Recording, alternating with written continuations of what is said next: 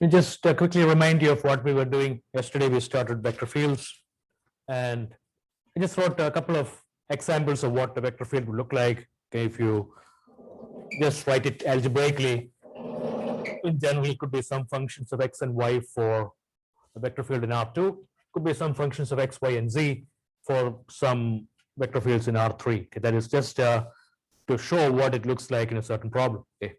But for any vector field, we could define the divergence, which tells you how much fluid is flowing in or out of a certain point in that entire field, okay, per unit volume per unit time. So it is kind of measuring how much flow in or out. Okay.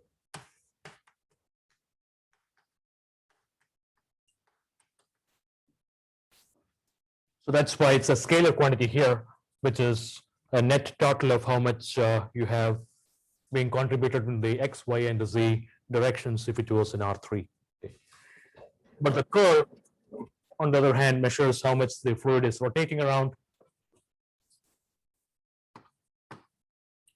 So it's a measure of the rotation of the fluid, and it's defined exclusively in R3, okay, because it's a vector which is perpendicular to the flow. So using the right-handed thumb rule, okay, it's a vector that points up, and that is what is given by the cross product of these two vectors. Okay.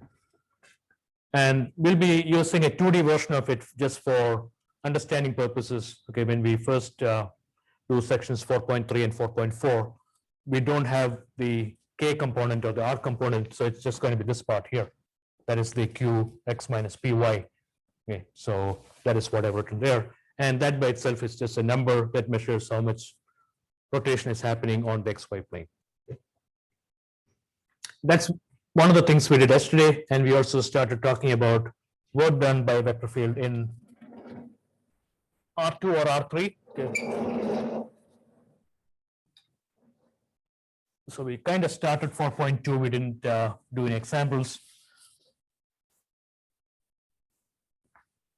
This is dealing with work done by a vector field, also called line integrals. You should take that word line with a pinch of salt. It's not really a straight line. It could be some curve which might start and end somewhere, maybe in R2 or R3. Okay, so for the purpose of defining a line integral, this is a line, though it's not a line. Okay.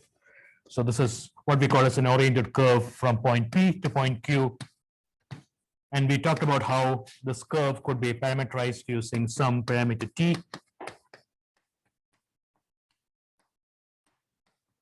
For simple cases, you could do the parameterization yourself. For more fancy situations, you might have to depend on the information in the problem. Okay. So this would be then corresponding to the starting point, say t equal to A. This is starting or the ending point t equal to B. Either way, work done in physics is the dot product of force with displacement. So if there's a particle here which is subject to some vector field F, and for illustration purposes, I'm limiting it to R2, but this could be extended to R3.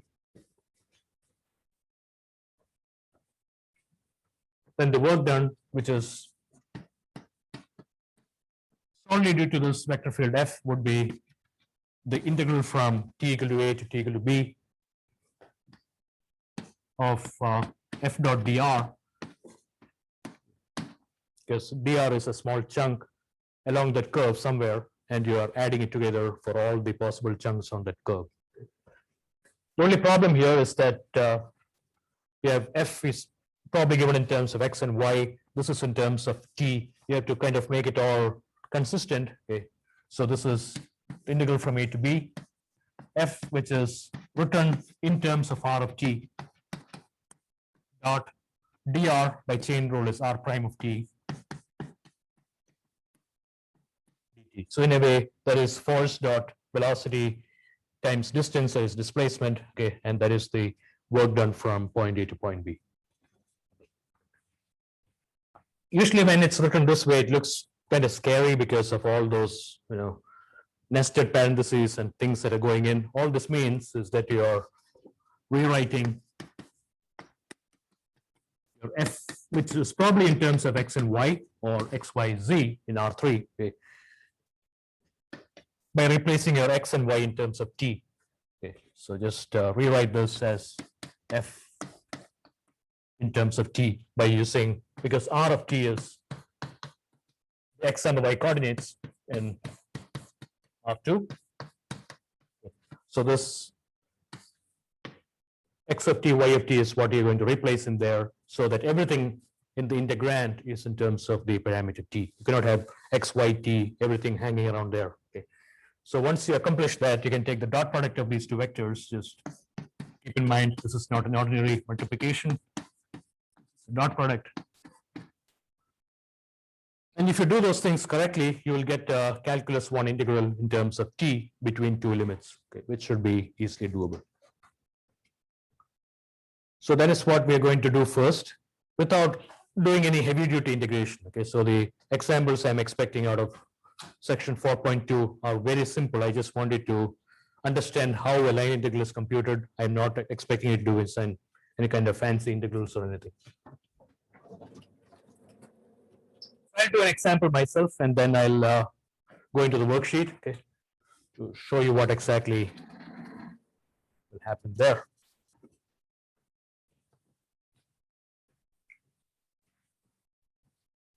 Before I start today's example, do you have any questions about anything I wrote up to here?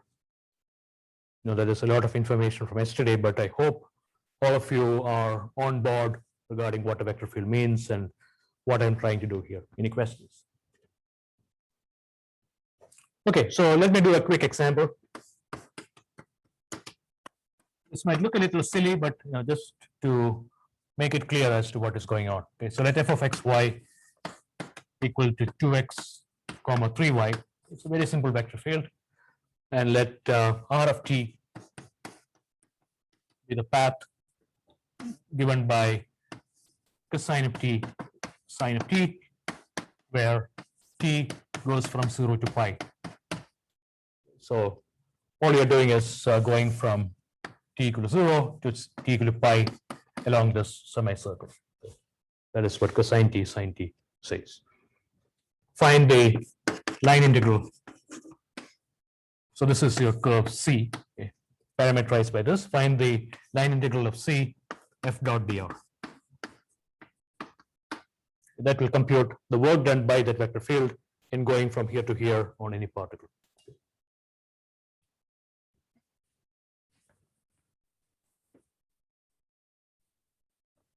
So the first thing we should do is, right now we have three letters there, x, y, and t. Okay, make everything in terms of t, because this is just a calculus 1 integral. You cannot have three letters. Okay. So step 1.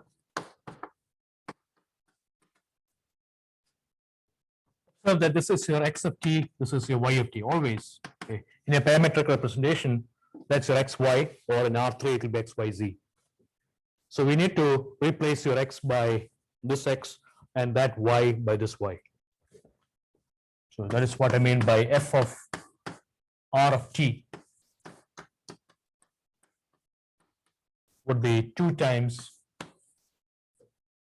x of t here is cosine t, okay, whatever is the x coordinate or the x component of the vector, and 3y, that is going to be 3 sine t.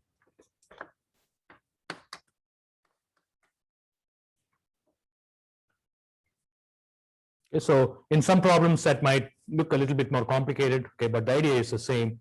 Now we have converted your vector field in terms of t. Now go to this curve and find its derivative. Step 2, r prime of t, which is just the individual derivatives of each term, which is negative sine t and cosine of t.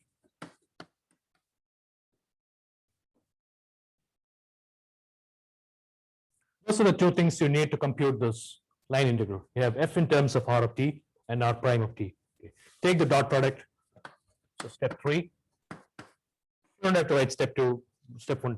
This is just an illustrative example. That's why I'm writing this. Okay. So the dot product f of r of t dot r prime. And for the 763rd time this semester, the dot product is a scalar. Okay, so this is negative 2 sine t cosine t plus 3 cosine t sine t. Either way, it's going to be just sine of t times cosine of t. If you want, I can write one more step. Please don't write it as a vector. Okay.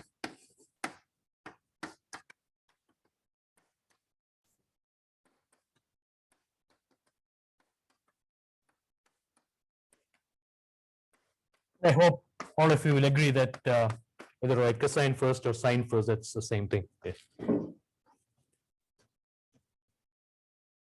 So that is the dot product of those two terms, the vector field and the derivative vector. Okay. So just integrate it between those two limits. So step 4, sorry for kind of going from 1, 2, 3, 4. Integral from 0 to pi sine of t cosine of t dt. Do a u substitution there or whatever method you want to do. Okay. That's going to be, so you can write u equal to sine of t, du is cosine t dt. So it's going to be sine square t over 2 between 0 to pi.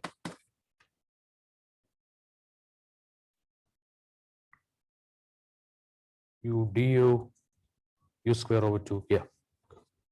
And since sine of pi is 0, sine of 0 is 0. In this case, it's going to be 0 minus 0. Okay. Just for this example, because I just used sine and cosine. Okay. And since I'm just going from 0 to pi, for this particular vector field, that is 0. But that's not the answer always. Okay. Students like to think that the answer for the work done is always equal to 0. It's not.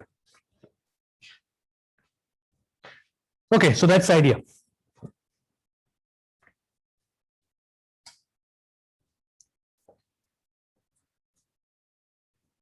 Any questions about what I just did? I think the only confusing part is this. Okay. Students usually kind of make it too complicated. So all you're doing is taking the parametric form, and where you see x there, put x from here there, y from here there. Okay. Just make sure that it goes into the right positions.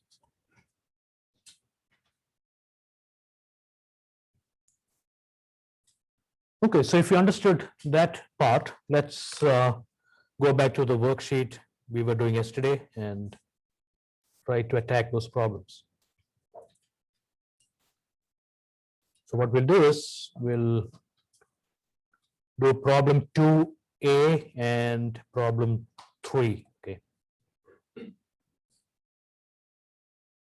Just wait for 2b. I have to mention something else. So do 2a and problem 3.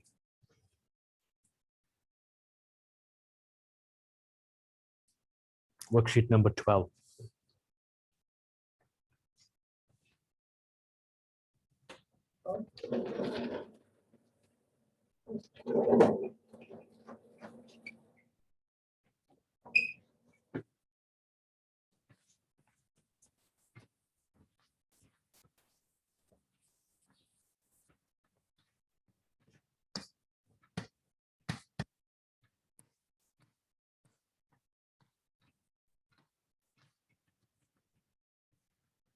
We'll do 2b and 4 immediately after that.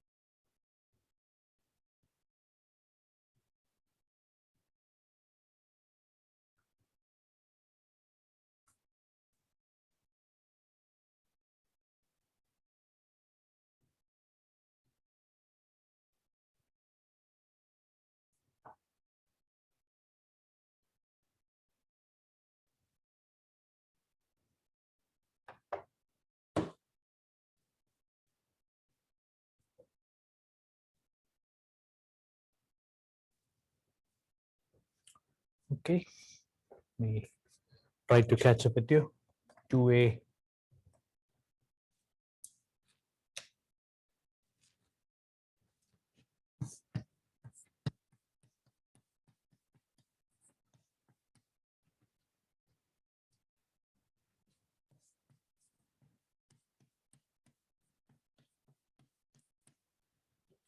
Four.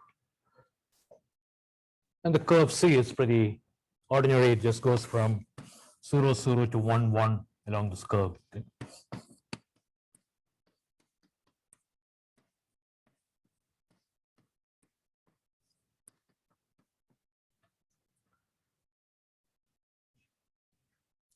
And for a parabola like this, when you say suitable parameterization, don't complicate it. Okay. The easiest thing to do it would be x equal to t, y equal to t square.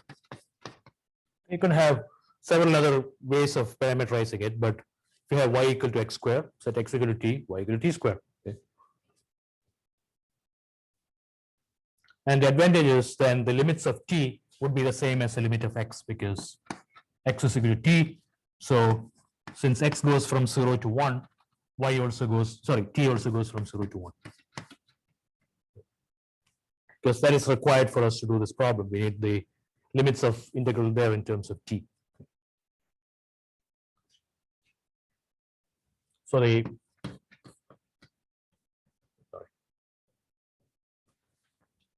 parametric form for the curve C, R of t, which is x of t, y of t, is given by t square.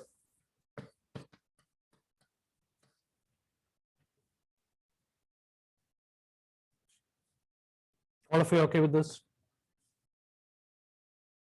Any questions? Yeah. Just you can set anything with the function of t. That's your choice. Okay. So if you, the easiest thing you can think about is to start with x equal to t. It always works. Okay. That might make it easier or difficult. That's something that we don't know. But the most obvious thing to do would be to set x equal to t, then look what y is on the other side. Now, can you do x equal to cosine of t? You could, but then that is not something that is very appropriate for this curve. So stay with ordinary things if possible, unless you really want to do fancy things. There is no rule about it. It's just from experience that you, and the rule of thumb is to make it as easy as possible. Okay. So what will be f of r of t in this case? And it's what I earlier wrote as step number 1, right? Remember that your x of t is t, y of t is t square, and this is the vector field. So all these y's and x's that you replace by the coordinates or the components of that vector. So f of r of t, so y would be t square square, okay? Because that is my y. That's t square square minus x is t, so that's going to be t to the power of 3. So it's t to the 4 minus t to the 3.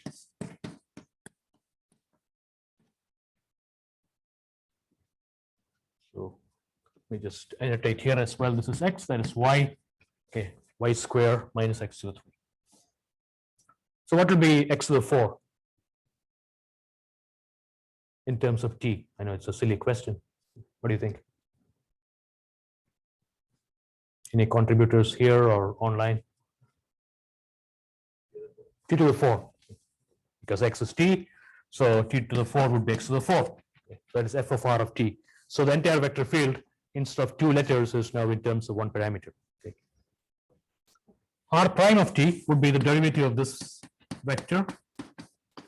The derivative of t with respect to t is 1. The derivative of t square is 2t.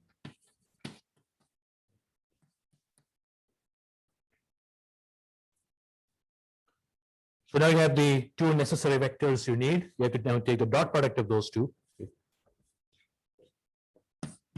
You don't have to write it in separate steps. If you can just write the integral from 0 to 1, because your t goes from 0 to 1. Okay.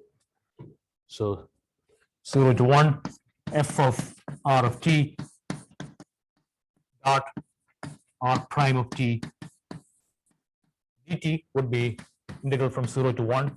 Once again, please don't forget how to do dot product. It's the product of these two components, which is just t to the 4 minus t to the 3, plus the product of these two, which is plus 2t to the 5.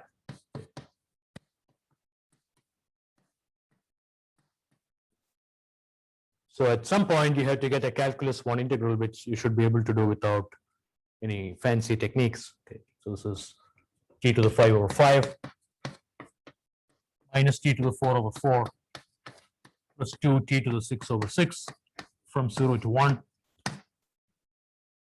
That's 1/5 minus 1/4 plus 1/3.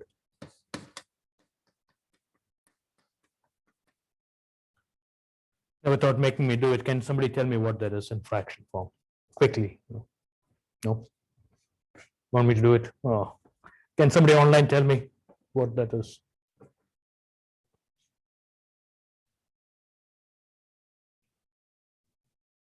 Two, 15.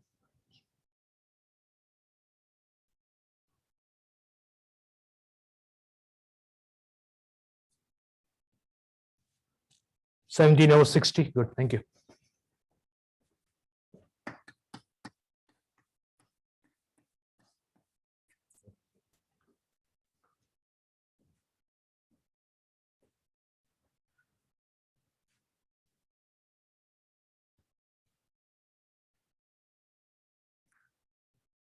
Any questions on this?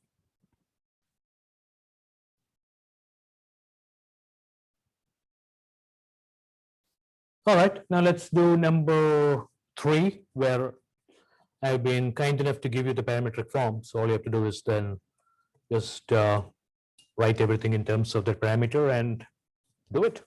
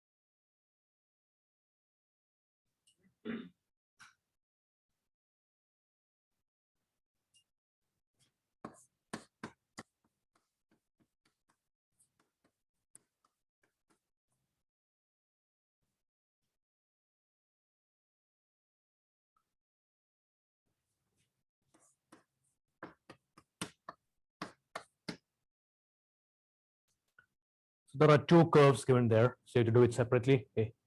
The first one is cosine, sine, and t.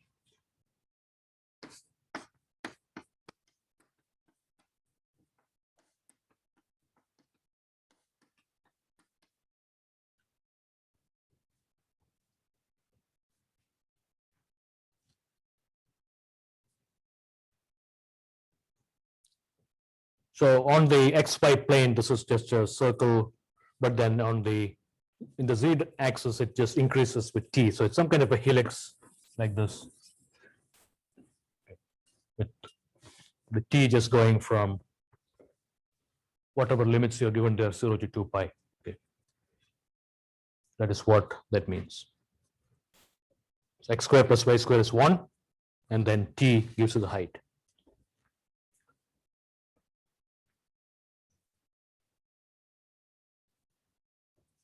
Okay, now just to make sure that you understand what you're doing here, can anybody tell me how to write this vector field in terms of t? It's pretty much sitting there, but I just want to see if you understand this. Yeah. Sine t, cosine t, t. All right. Okay, so I got two answers. I think both of you agree. Sine of t, cosine of t, t. Okay.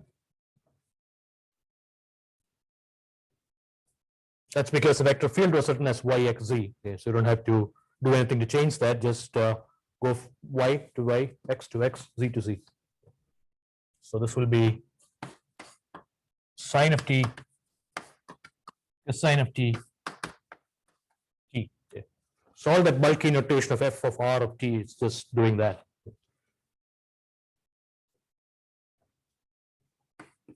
And r prime of t is, well, negative sine t, positive cosine t, 1.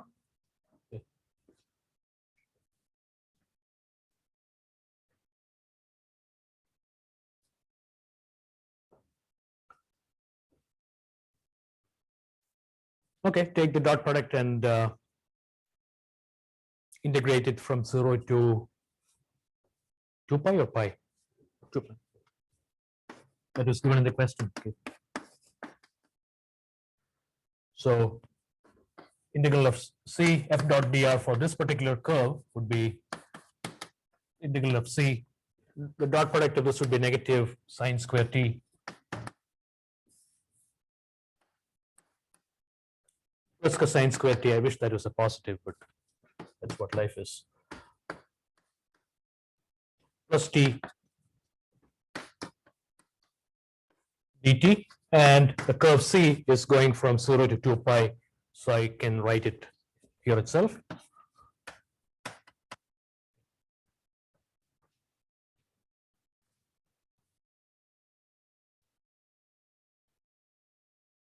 I don't know if you remember this.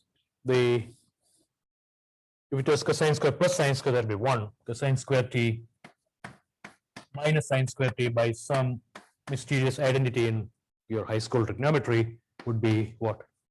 Do you remember?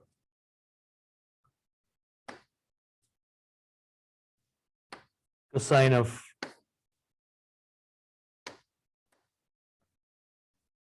I don't expect you to remember it, but if you remember, that'll be nice. 2t. Yeah.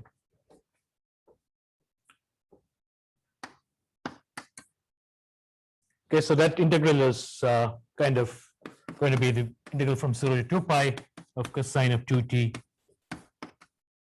dt plus the integral from 0 to 2 pi of t dt. Integral of cosine is positive sine, so this is going to be 1/2 sine of 2t from 0 to pi, so 0 to 2 pi. Okay. Yes, that 1/2 is there because of the 2 in there.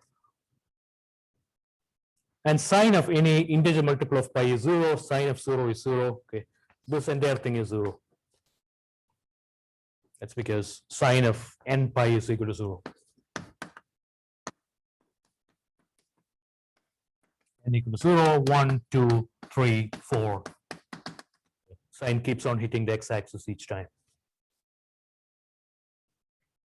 So all we have is this guy here, that's t square over 2 from 0 to 2 pi.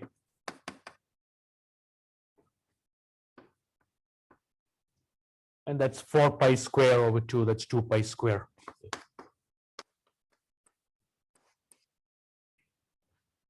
Whatever units it is, maybe joules or foot-pound, okay, depending on the system of units you are doing, that denotes the work done by this vector field along that particular helical path, which is limited between 0 to 2 pi.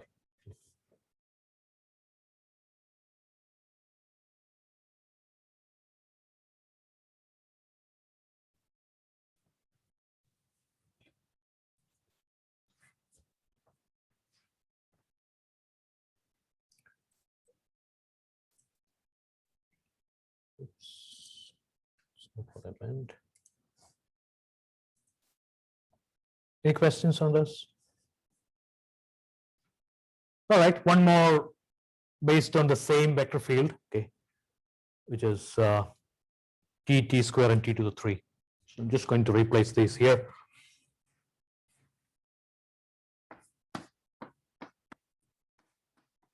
And it's not very difficult to see what kind of a curve it is, okay. That is just representing z equal to xy.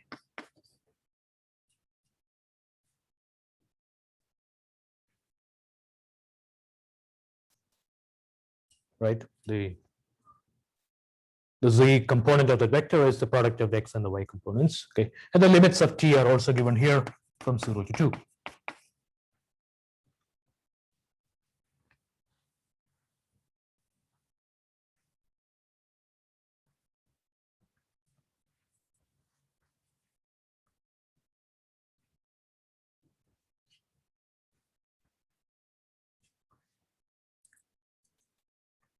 All right, can somebody online tell me what f would be in terms of t? Maybe somebody else who didn't try last time, just to see if everybody is understanding this. How will you write f in terms of t?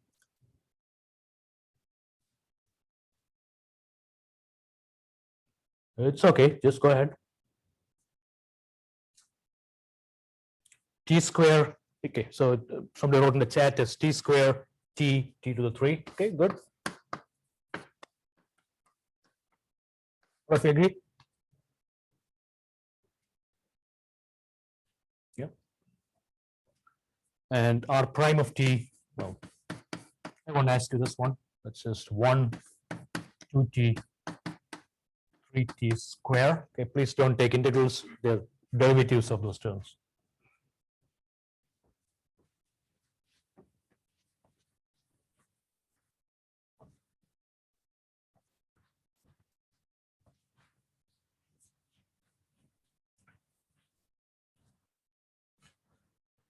So the work done by this vector field along this path, the same vector field in a different path, okay, is 0 to 2, not really a different path, it's also different endpoints. The dot product of these two would be t square plus 2t square plus 3t to the 5th.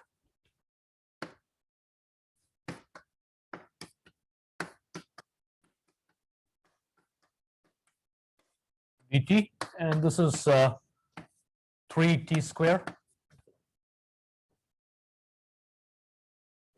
So it's going to be t to the 3 plus t to the 6 over 2, because that's a 3 times 1/6 from 0 to 2.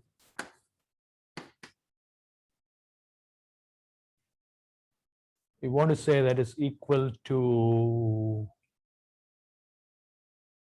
40. Could be wrong. Is it 40? Thank you.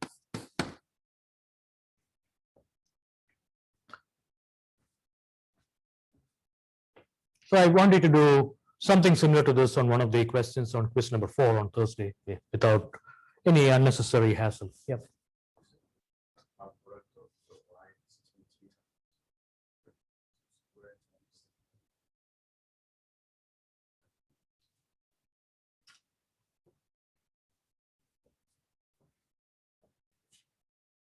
Okay, right?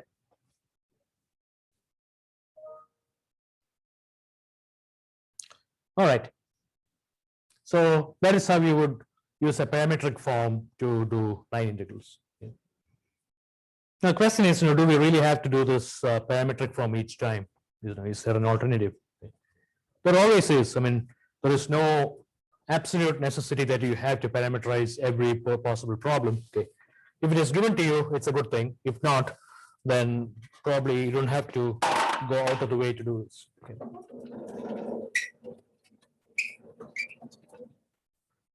So I'll show you how to do this in terms of the original variables, which kind of works out the same way if you observe closely. And this might be useful later when we do some problems in section 4.4. Okay. We could kind of get around this requirement of parameterizing curves without parameterizing. So C is still the same curve, but I don't want to parameterize it. So R is in terms of X and Y. So this is your C, and every point on this has an X and a Y coordinate. If it is an R2, or if it is an R3, there's an X, Y, and a Z coordinate.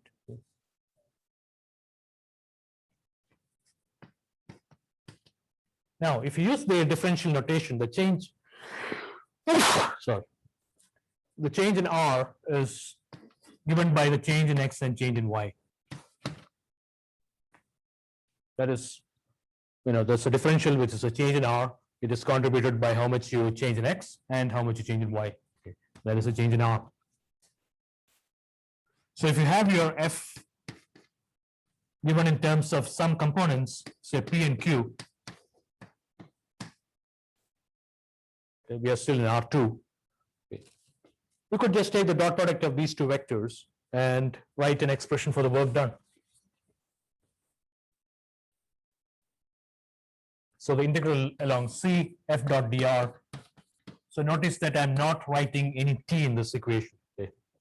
I'm just writing, or in this expression here, I'm just writing it in terms of the original variables x and y, and that's going to be p dx plus q dy.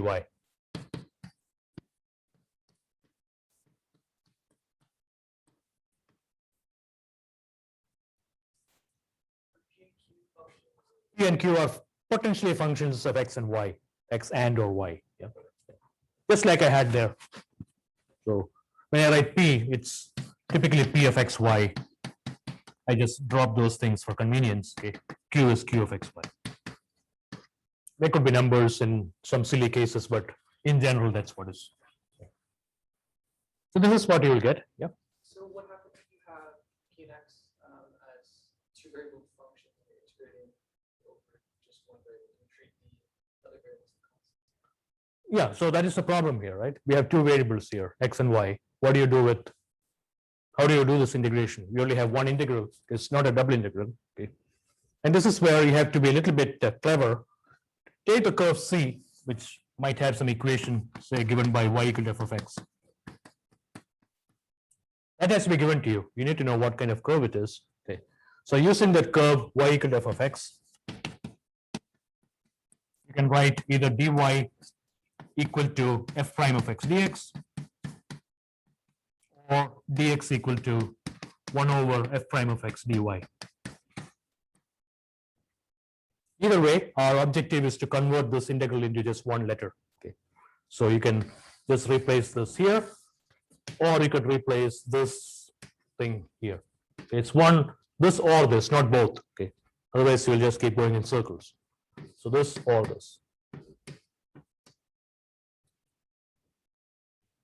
So when you do that, you get just one letter back to calculus 1. Okay. In a way, you are just doing parametric thing without going through the t. You're kind of cheating, okay, but you are not really. So if you don't want to deal with this extra hassle of t, you can always do it and make it, make yourself feel better that, oh, I escaped parameterization. So let's go back to example 2 and see how we could pretend that we didn't know how to parameterize it.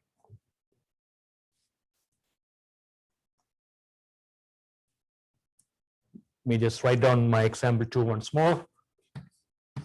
If the problem gives you a parametric form, please make use of it. Okay, don't try to be too clever.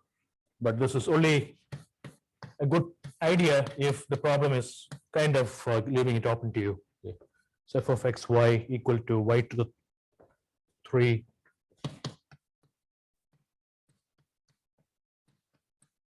what it is. I don't want to keep going back and forth.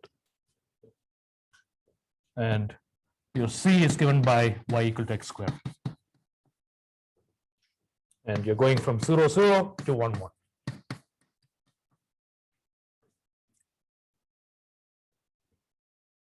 The universal thing that you have to keep in mind if you follow this procedure is this part. Okay. R is the x and y coordinate, dr is dx dy. It's a simple thing, but you have to keep that in mind. So R of xy is x coordinate and the y coordinate. There is no t here. We're just keeping the original variables. Okay. So dr, which is a change in length along that curve, is contributed by both change in x and change in y.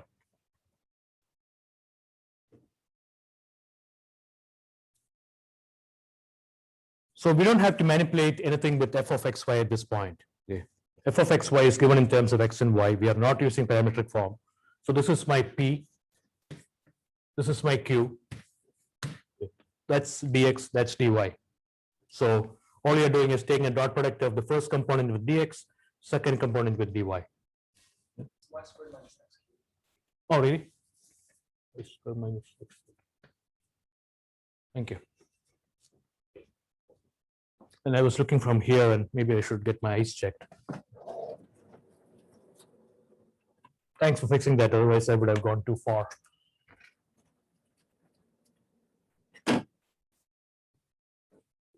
We also bring the zoom window here so that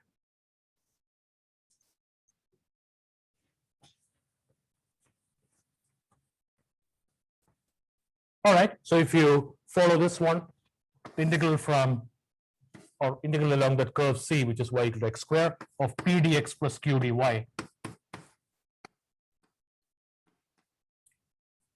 If p is the x component, q is the y component of the vector field, that's going to be integral along C of y square minus x to the 3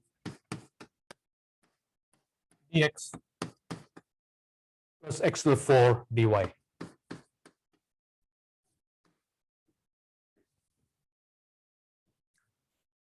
So all I did is taking the dot product of the vector field with the change in the respective components. When you say f prime of x and f prime of y, is that like that the function of the curve? or is Yeah, it- so you had y equal to x square.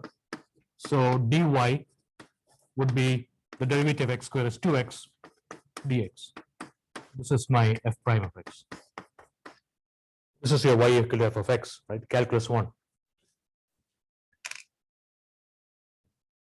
So y equal to x square, dy is 2x dx. Okay. So that can help you convert this integral into an integral completely in terms of x. So y is x square. This is going to be x square square. That's x to the 4 minus x to the 3 dx. That is x square square.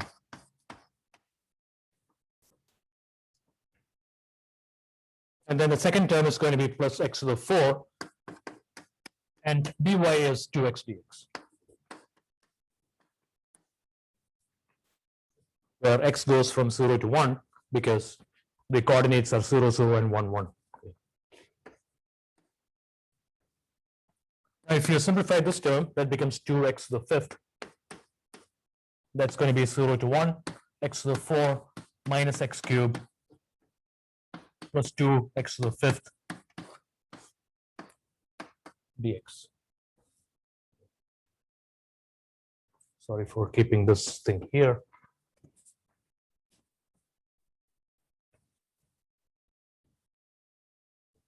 All of you clear about what I did? So all I did is just replace all the y's with x square and the dy's with 2x dx.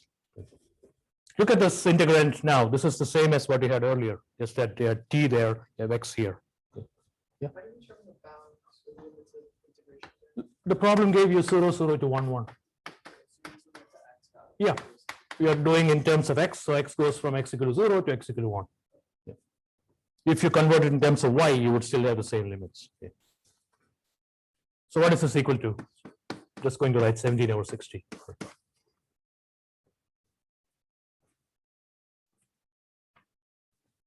So if the first answer is wrong, this is also wrong, but hopefully that is right. But if you look closely, in the previous, or when I did 2a, all you had was t to the 4 here, minus t to the 3 plus 2 to the 5th. So that's all that is happening here. So this parametric form is just another way of getting to run the same problem using a single letter, but at some point these two things will merge. Okay. Both methods are correct. I don't think any one method is easier than the other. Okay. Just a personal choice.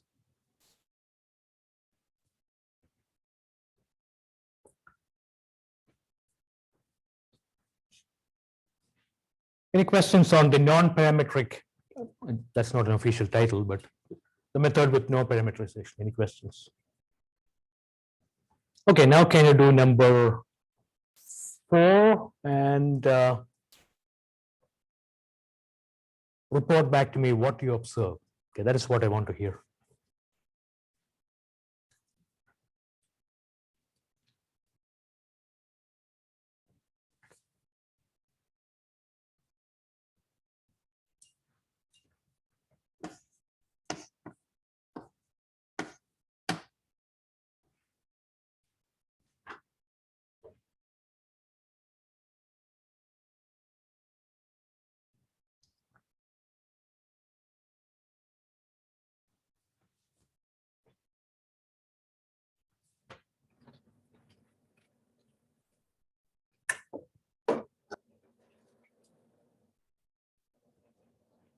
Do it whichever way you want. Parameterize, don't parameterize, go crazy.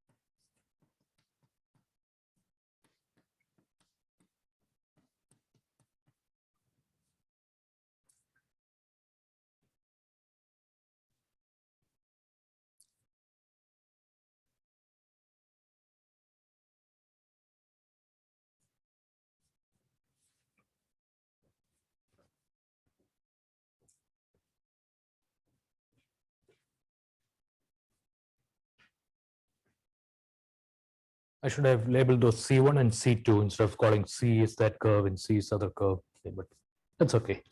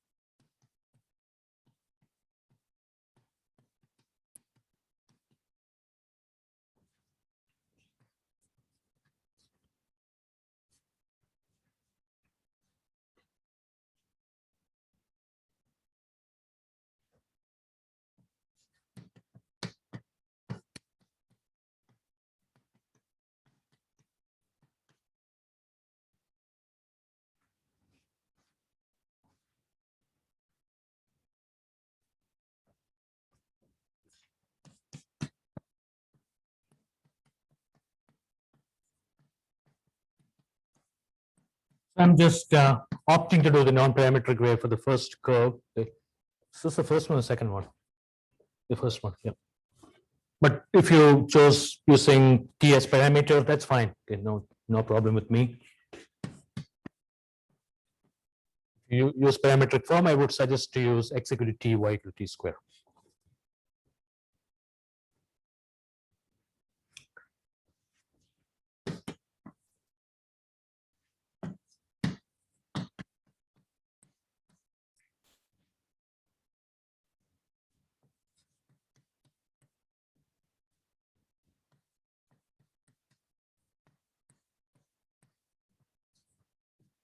It's my p dx plus q dy, okay, along the curve C.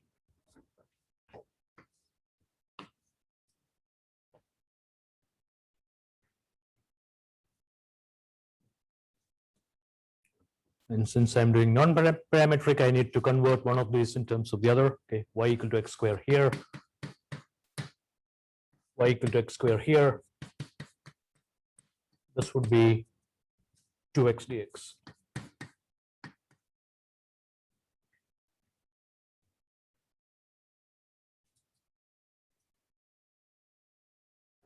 And your x limits go from 0 to 1, because 0, 0 to 1, 1. Okay.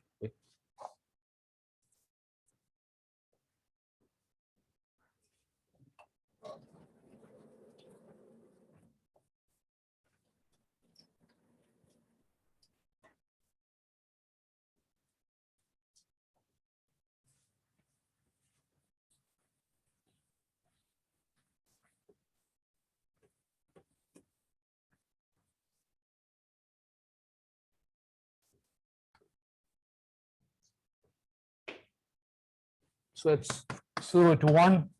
We do it carefully. 2y is 2x square minus x square. That is x square. That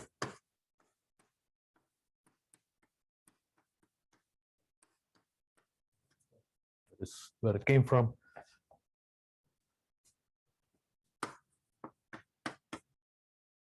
Two x minus y square. That's going to be 2x minus x to the 4.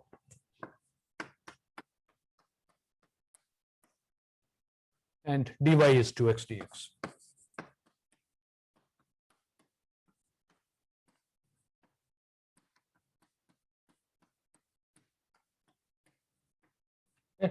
Since I'm writing it in a different place, I just wanted to make sure all of you understood what each of those things belong to. Okay, so this is x square. We have a plus 4x square.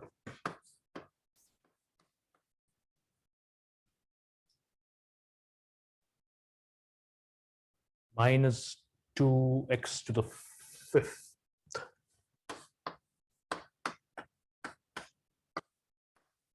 Did I get those terms right? Or So the answer would be 5x to the 3 over 3. We'll find it out soon. Minus 2x to the 6 over 6, which is 5/3 minus 2/6 is 1/3. That's 4/3. Pretty good. And you should get the same answer if you did a parametric form. Okay. Any parametric form.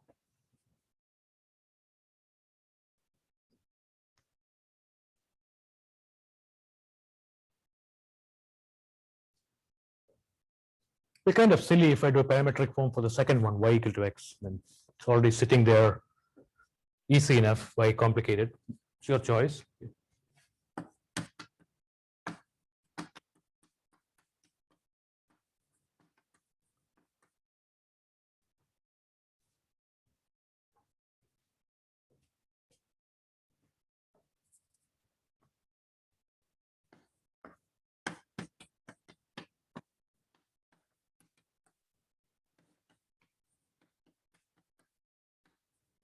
In this case, dy and dx are the same because y equal to x, dy is dx. Okay.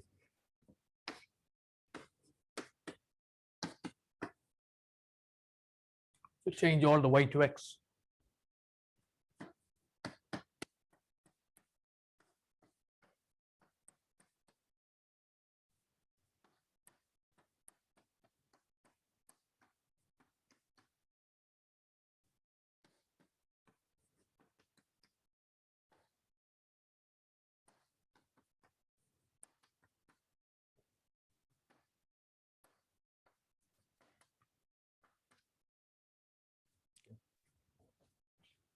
So if you combine those terms, then there's nothing fancy in this integral. So it's integral of 4x minus 2x square dx.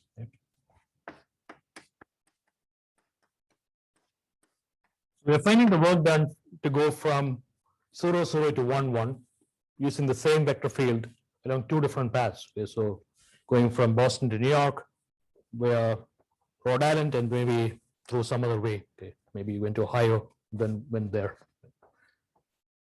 So what kind of or how do those work done answers compare with each other? So these are 0 to 1 again because x goes from 0 to 1. So that's 4x square over 2, that's 2x square minus 2x to the 3 over 3 from 0 to 1. And that gives you 2 minus 2/3. What is that? What's that? Second 4/3. Is that possible? The same vector field going along two completely different paths between the same starting and finishing points, okay, has done the same amount of work. That is the observation I wanted you to make here, right? And if they were different, there is nothing unusual about it. Okay. So the work done, let's name this as C1 and C2. Just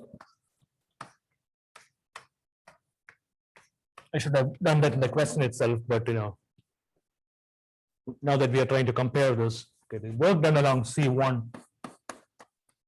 F dot dr is the same as the work done along C2 F dot dr.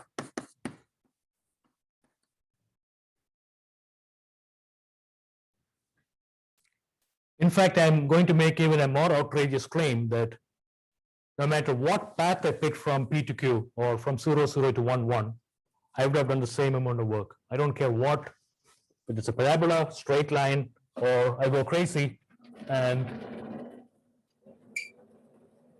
walk as though I'm disoriented and go like this, or go like this, or go like this. Okay. They're all oriented in the same direction though.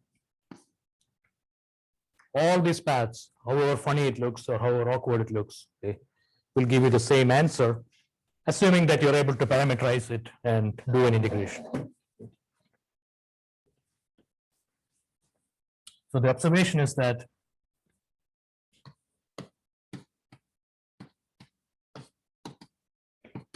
work done is,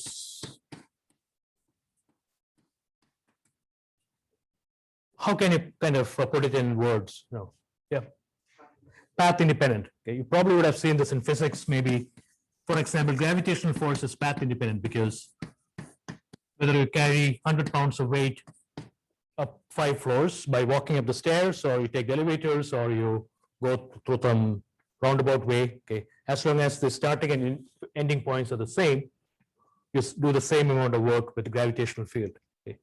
So in this case, the observation is that the work done is path independent, which means that no matter which path you choose between 0, 0 and 1, 1, the integral along C, f dot dr would be the same. Okay. For this particular vector field, f equal to, what was it, 2x minus, sorry, 2y minus x square and 2x minus y square. We need to investigate this. What exactly caused this? It's not the path. I mean, the path is something that we pick from point A to point B. Something about this vector field that is making this happen. Okay.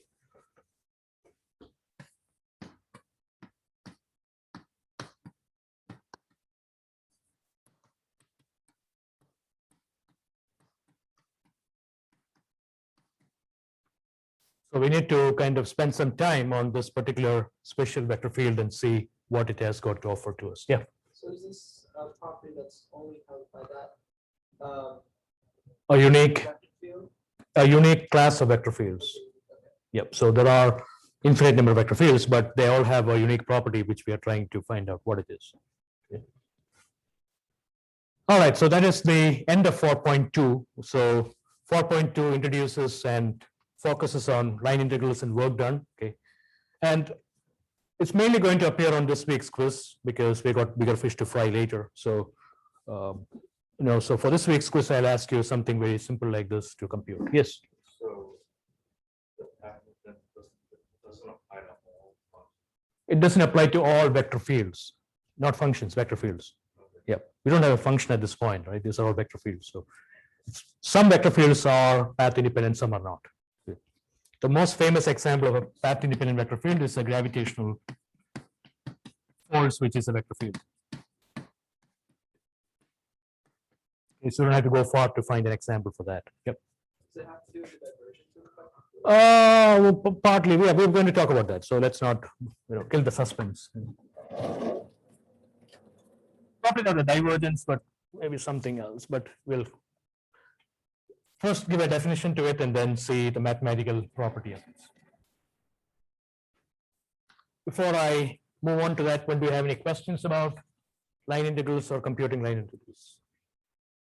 So all of you will get those of you who plan to write quiz number 4, because I dropped one quiz score, will have the privilege of doing a line integral on quiz number 4.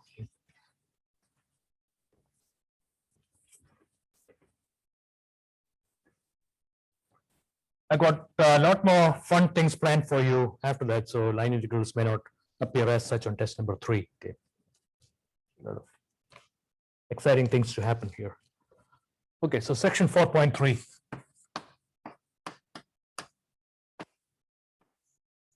So the title of this section is Conservative Vector Fields. Now, this is probably a word that is used in very confusing and wrong context, but we're just going to stick with the physics and math kind of a meaning, the word conservative, okay? Not the other conservative. All right. Definition: vector field F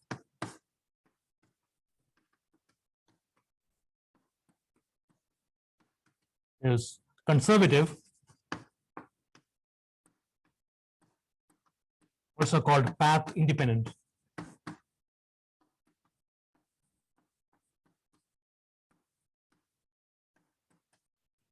So that is the key part of this today's discussion here. Okay, computing the line integrals is all fun.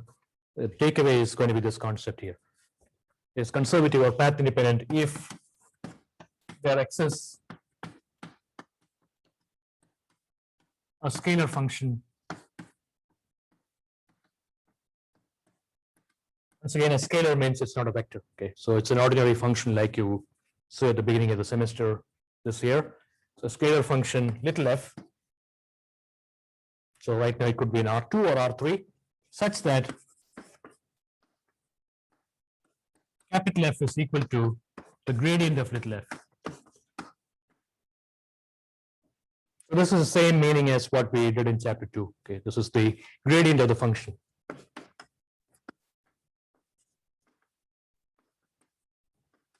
Which, if you forgot, here it is. If it has n components, that's a vector whose components are the partial derivatives of f with respect to x1, x2, x3, and so on.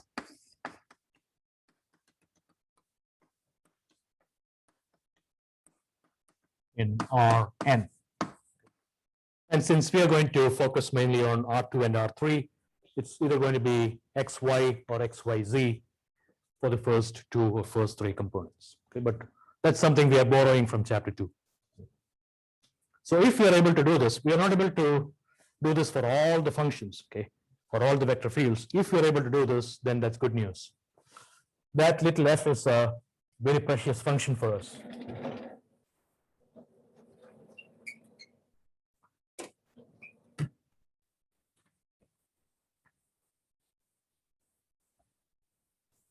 The function little f is called the potential function.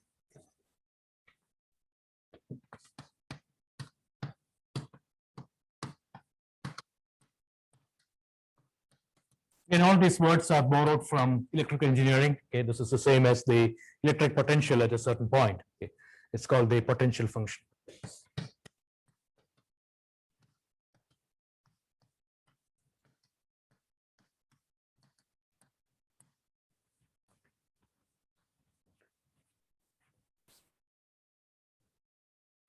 Okay, so that is the definition that you need to kind of remember, kind of really closely in this particular section and also throughout this chapter. Okay, this is a very important concept.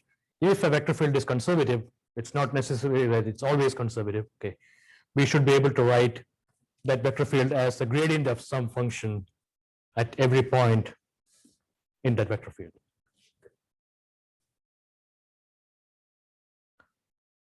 So what? Okay, so how does this help us?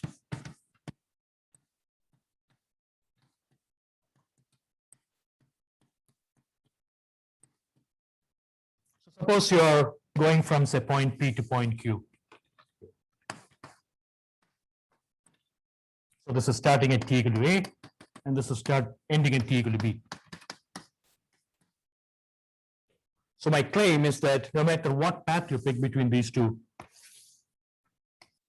as long as the orientation is the same, I am doing the same amount of work along all those paths. So C1, C2, C3, C4, they're all the same if it is path independent.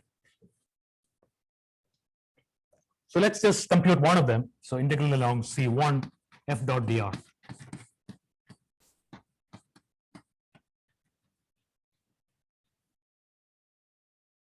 Don't forget that this is the integral along C1 of f of r of t dot r prime of t dt.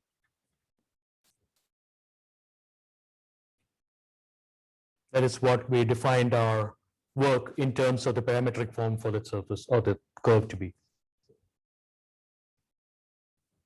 Now let's look at what the derivative of this function is.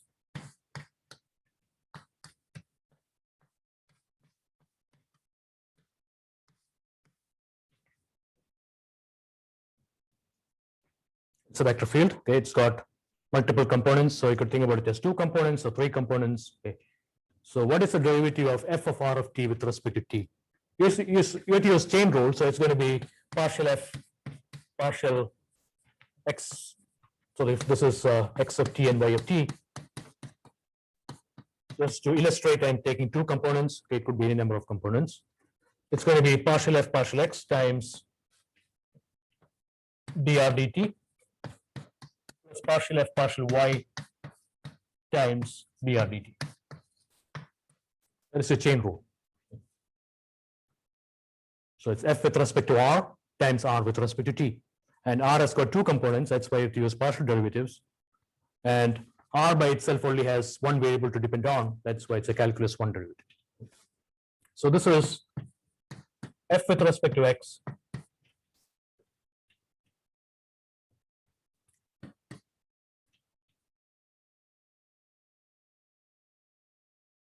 Oh, there's a vector here, sorry. This is a vector.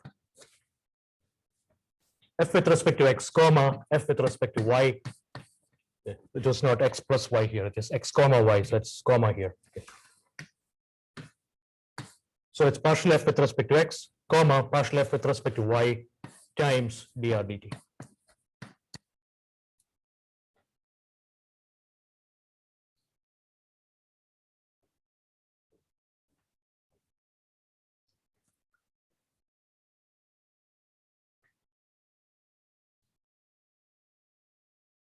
All right. Now we are assuming that this is a conservative vector field. Okay. If F is conservative, which means it's path independent,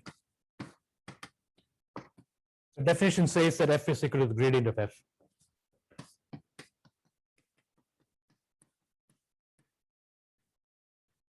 So this is going to be the integral along C1.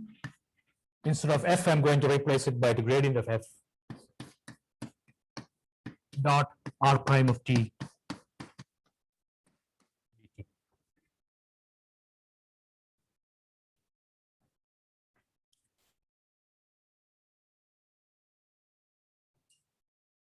And I think I messed up my notation somewhere. So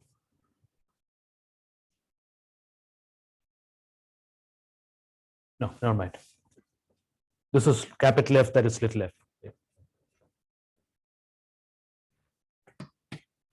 And this, by the chain rule that I did here, would be the integral along C1. Okay. The gradient of F dot R prime, you can write this as the gradient of F dot R prime, because you are doing a component-wise multiplication of the same vectors here. Okay. So integral along C1 of the derivative of little f of R of t dt.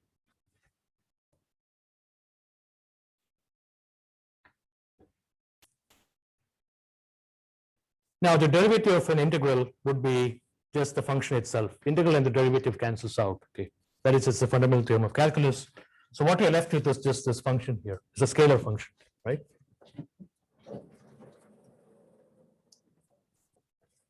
So that is the same as going from the starting point to ending point without being concerned about what is happening in between.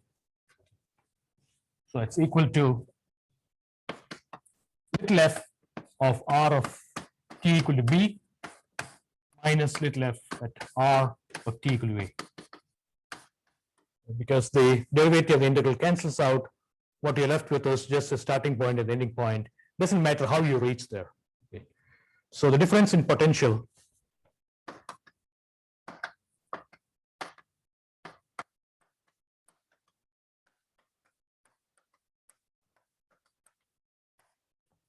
will always give you the work done in a conservative vector field.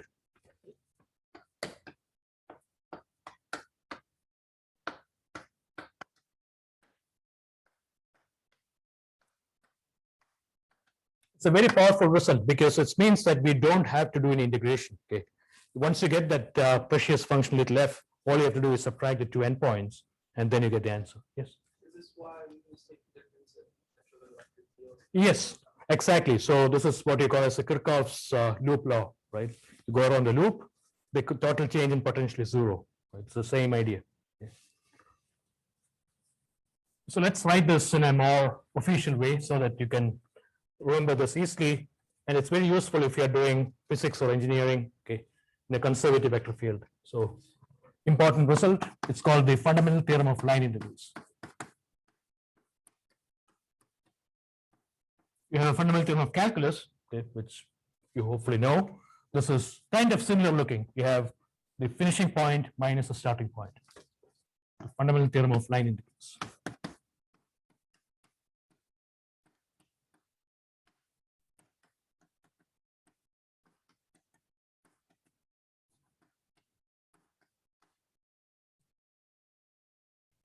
So let F be a conservative vector field. This is not applicable if it is not conservative. Okay, it's only true if it is conservative. So let F be a conservative vector field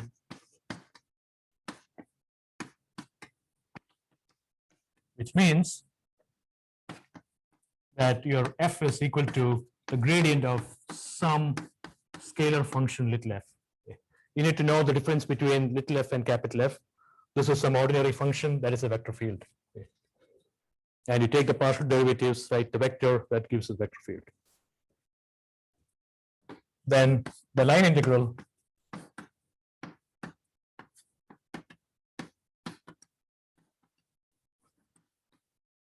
along C f dot dr along any curve C, okay, any oriented curve C.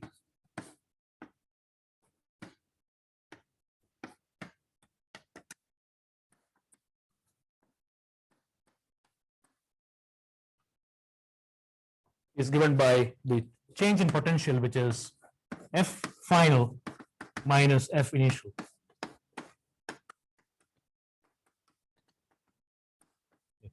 There's absolutely no integration to be done if you are in a conservative vector field. You're just wasting time and also getting all stressed up. Okay. So once you have this precious little f, all you have to do is just subtract the two quantities and you get the answer. I still haven't told you how to find little f though. That's a mystery. Yep. So can you go back to how you got to the step of the integral of ddt of little f? Oh, I just used the chain rule on that vector field. So to be more precise, I should be deriving this one, the ddt of what is f of r of t using chain rules, a scalar function that's a vector function. That is what I should be doing, but then it's a little bit more confusing there because you have to go back to the chain rule in 4.4, sorry, section chapter 2.4. Okay. So if you do the chain rule there, you get partial f partial x times dr dt and partial f partial y times, so this r would be the x component of r, that r would be the y component of r. That is the more precise way of deriving it, but that requires me writing down the entire chain rule, the tree diagram and all that. Okay. Right, so it's partial f. X, that those, yeah. So those are the components of the gradient vector, which kind of latches on here.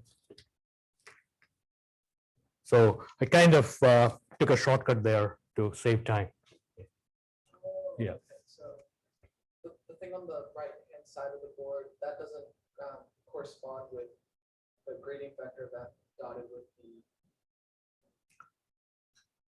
Like you just took a step from the first integral right there to the second, right? It doesn't involve the derivation on the top right. No, it does. I kind of used that as a model to show you how that is derived. I didn't use the precise notation Okay. Yeah. because that takes more time. I don't want to. Oh, Yeah.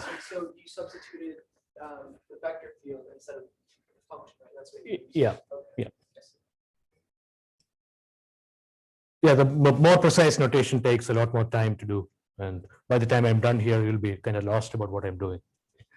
So the takeaway here is that you could find the line integral or the work done on a conservative vector field by finding the difference in potential between the 2 points where you are starting and finishing a journey, okay, always. So the next question is, how do we find f? So 2 questions: how to check if f is conservative,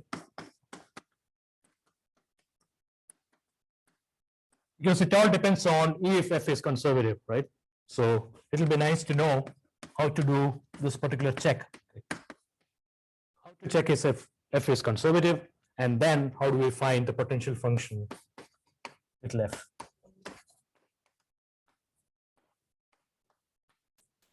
Two very important questions.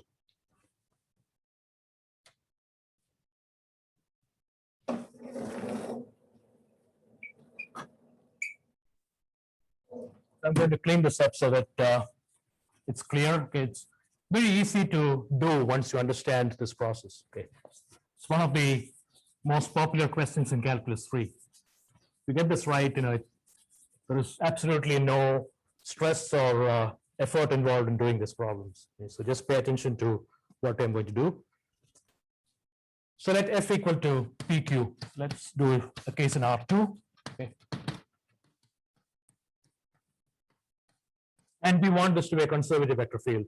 which means this is equal to partial f partial x and partial f partial y. That is what it means by saying it's equal to the gradient of f for some f of x, y. Okay.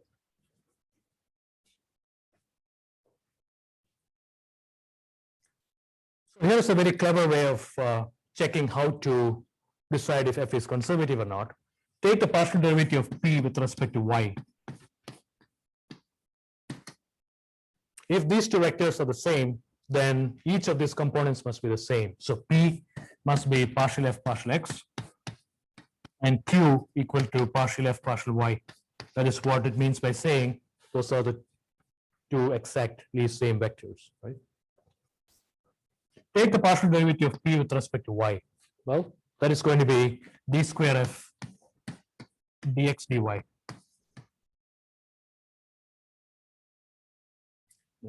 Assuming that f is a nice function, it really doesn't matter which one you do first or second. Okay, this is the second mixed partial derivative. Similarly, you do q with respect to x. So you're partial with respect to y first, that you're doing its partial with respect to x. Okay.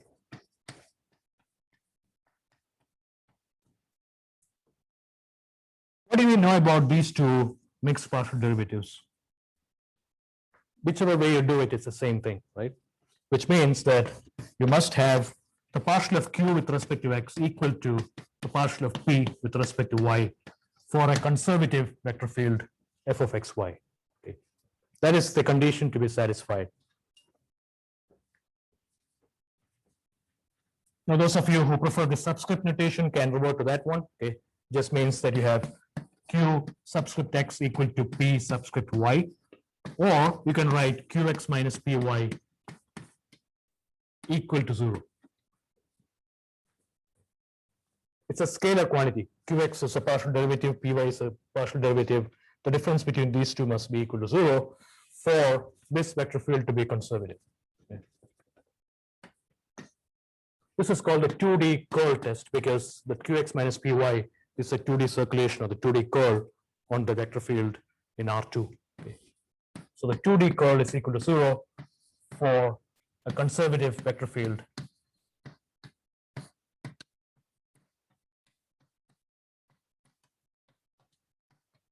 f equal to pq.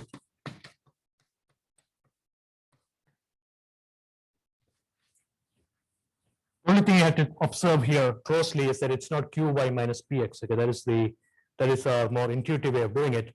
It's the cross component. It's qx minus py. P and q are the x and the y components. You are taking the cross partial derivatives. Okay. This also means that if the curl is 0, it's always conservative. Curl-free or irrotational vector fields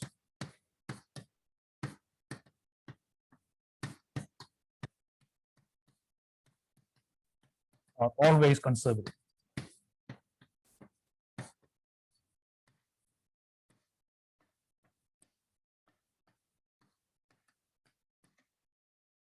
That is why if you keep your electrical circuit in a rotating magnetic field, then this does not apply anymore. Okay. These things apply only for a conservative or a curl-free or a irrotation. If something is going around that becomes path dependent, things get all messed up. Okay. That is very complicated to do. As long as you are in a conservative vector field, things are very easy. Okay.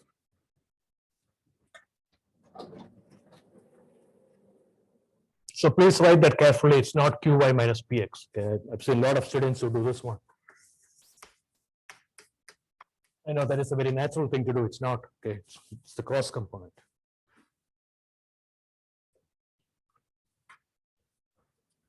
So what I'll do is I'll do the first problem in the worksheet myself, okay, and then we will look at the remaining problems tomorrow, kind of fresh.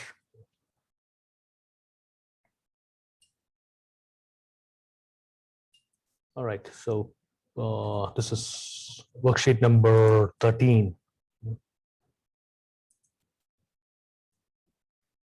You're going to like these problems with the conservative vector fields. It's a very easy kind of question. There is not a lot of twist to it. Okay.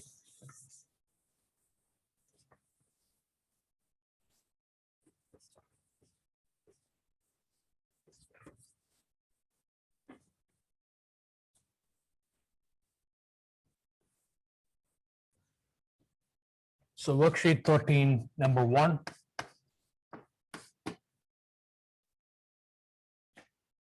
The vector field f of xy, obviously it is designed to be conservative. So 3x squared plus 6x e to the y, 3x squared. Let me know if I'm writing these terms incorrectly. 3x squared e to the y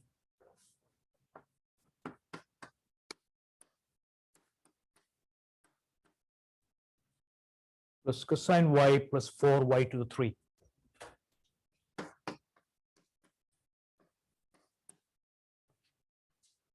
So there are 3 questions there. Is f conservative? Okay, which means you have to do the 2D curl test. If it is conservative, then go ahead and find the potential function and then do whatever part C is asking.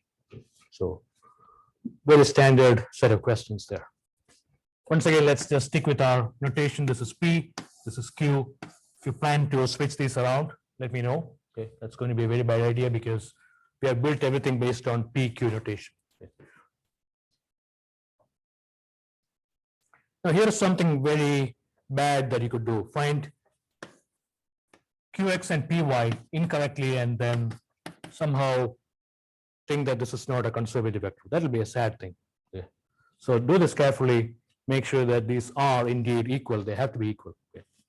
Otherwise, the whole question is wrong. So what is QX here? Can somebody tell me? Partial derivatives.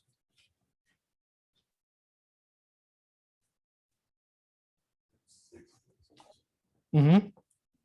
6x e to the y. What else? Plus sine y plus 12y square. No? What do you think? No? What is the partial derivative of this term with respect to x? Do all of you agree with that one or any disagreements? What about p with respect to y?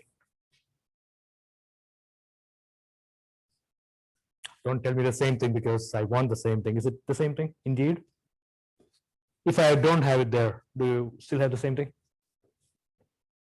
Yeah, okay. 6x times the derivative e to the y, which is e to the y. Okay. They are the same. Good news. That is what you want. Okay. The difference between those two should be 0 or they are the same. So qx equal to py, which means that this is a conservative vector field.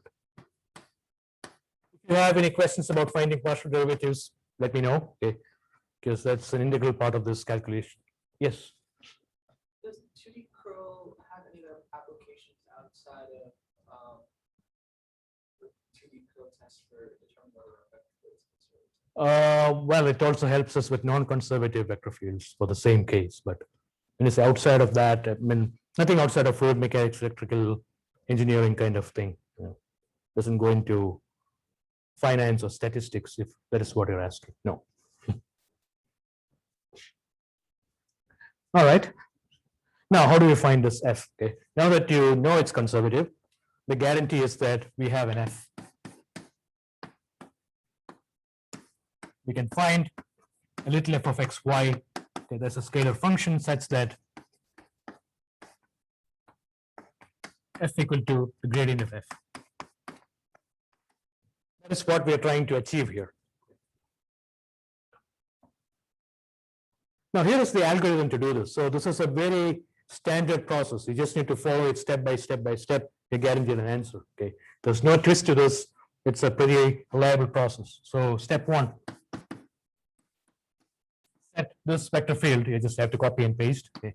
3x squared plus 6x e to the y, comma 3x squared e to the y plus cosine y plus 4y to the 3. That is my f of xy. The gradient of f is the partial derivative of f with respect to x, comma partial derivative of f with respect to y. Okay. That is what it means by saying f equal to gradient of f.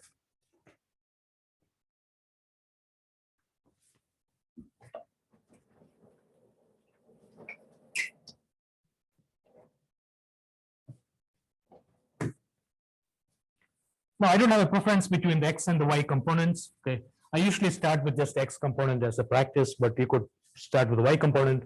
So start with partial f partial x, which is the x component of those two vectors, equal to 3x squared plus 6x e to the y. You might ask, okay, why not the other one? You could start the other one, I don't care. Okay.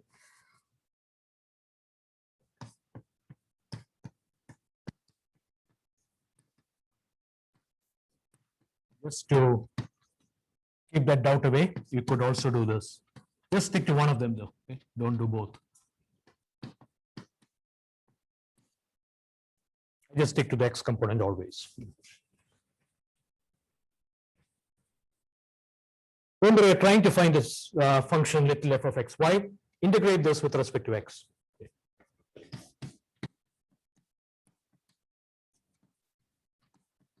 Because you have partial f with respect to x here, so integrate with respect to x.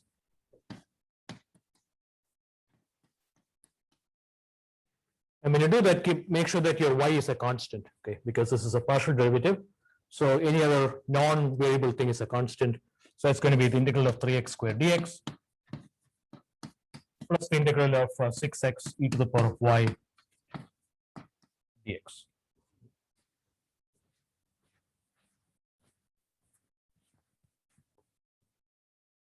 And that's equal to 3x to the power of 3 over 3, which is x to the 3 plus e to the y is a constant. Okay, that's going to be e to the y times 6 times x squared over 2.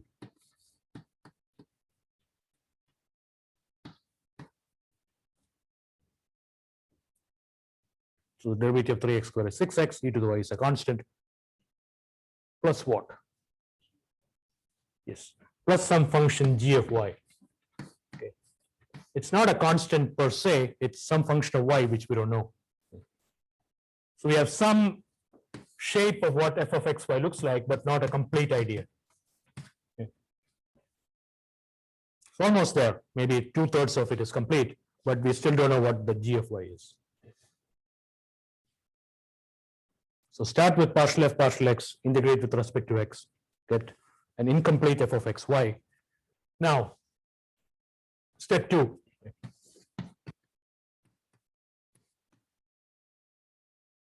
Use this partial f of xy, sorry, this f of xy to compute partial f partial y. Okay. So you have to do exactly the opposite of what you started with. You started with partial f partial x, find f, compute the other one. This will be equal to, well, nothing from here. That will be 3x squared times e to the y plus the derivative of g of y, which is g prime of y.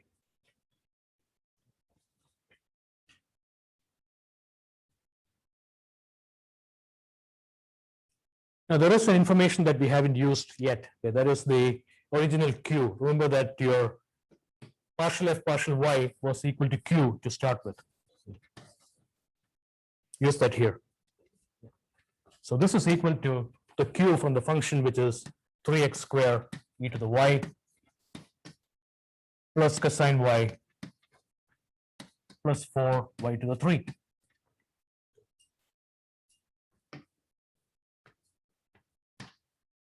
So you can see that I'm kind of starting one place and kind of going around and using everything else in the problem. Okay, starting with f with respect to x, integrate, find its partial with respect to y, equate it to q. Now, if all your steps were correct, a lot of these unpleasant terms will cancel out. Okay. So you have g prime of y, which is a function of y, is equal to cosine y plus 4y to the 3.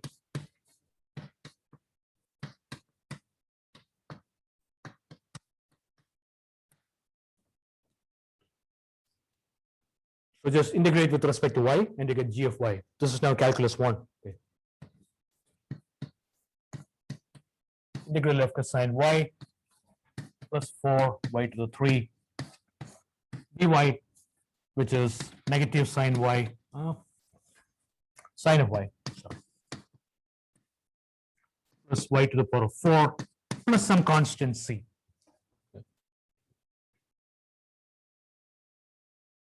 So no matter how you start it, you have to make use of everything in the problem. Okay, if you start with partial f with y, then you have to use p here. That's the only thing. Okay, so now you have everything to fill that up. Okay. So step 1 is there, step 2 starts here. So overall, we have some function to replace this g of y, which is the only unknown part. Okay. So just put this there. So I'm going to write it here so that that top part is still left there. Okay. So my f of xy, let's write my f of xy equal to x to the 3 plus 3x square e to the y plus all those terms which I just got there plus sine of y plus y to the 4 plus c. That's a single function of x and y. If you have a lot of time, you can just sit down and find the gradient of this function. You will get your vector field. Okay. Just as a check.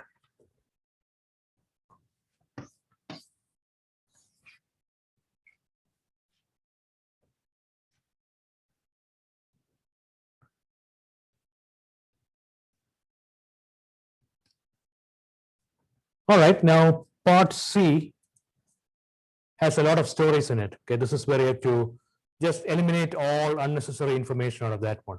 Okay, focus on where you start, where you end. Everything else is just unnecessary information. Okay, where is that problem starting?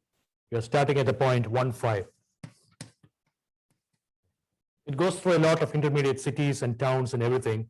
And where does it end up? And finally to the point 0, 0. Okay. That's all we care about. We don't care how we reach there. Okay. It's a conservative vector field. These are the only 2 points that you need to be concerned about. So part C is going to be just f of 0, 0 minus f of 1, 5 because you are ending here and starting here. All that other junk is there to distract you. Okay, that has nothing to do with this problem. So you need to focus on the question, figure out where you're starting, where you're ending. Yeah. Out of curiosity, can you actually, I don't care. I just wrote something there. You shouldn't look at the intermediate points. I don't know what is going on there. It's a good question. I don't know if that is even possible. Okay, just need to focus on those two. Is it not possible? I didn't look at that. So it's a straight line and helical something. All right, let's plug it in. F of 0, 0, what is that? If you plug in 0 into all these things, what do you get?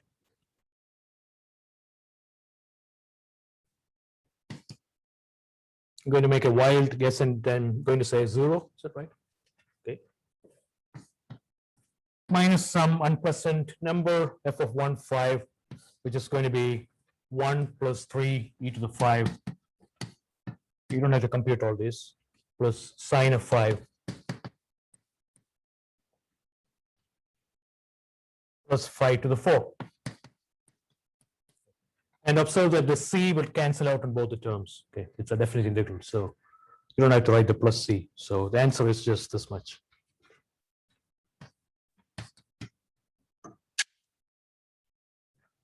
Not the most pretty looking answer, but at least you didn't have to do an integration along all those complicated paths, which one of you says it's not even possible to travel along those paths. I don't know. But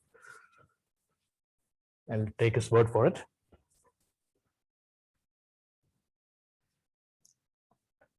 So I'll be giving a lot of distractions in my questions on quizzes and tests. Okay, just focus on starting and ending. Just throw out everything else. Okay, so we will do tomorrow's example. You'll be doing it yourself. Okay, so be prepared, and then I'll do a 3D example as well.